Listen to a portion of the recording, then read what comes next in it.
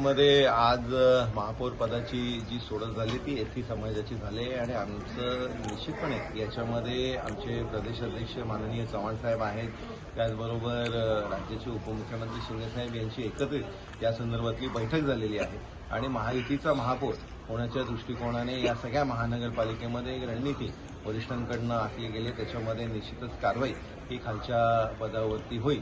आमच्याकडे एससी समाजामध्ये जो आमचा उमेदवार आहे तो निश्चितपणे 15 नंबर प्रभागांमध्ये आमचा एससी नगरसेवक हा सुरेश कांबळे निवडून आला।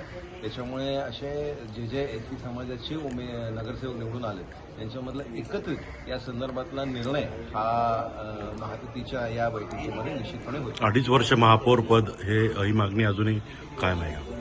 याच्यामध्ये आमची मागणी या संदर्भातली किंवा आमची भूमिका या संदर्भातली सुस्पष्ट आहे की जो कोण व्यक्ती त्या पदावरती असेल त्याला जर त्या पदाला न्याय द्यायचा असेल तर त्यांनी 2 ते 2.5 वर्ष कमीत कमी त्या तिकडे काम केलं पाहिजे, तरच त्याला त्या पदावरती न्याय देता येईल। 1 वर्ष हा फक्त त्या पदाची जबाबदारी समजून घ्यायला लागते।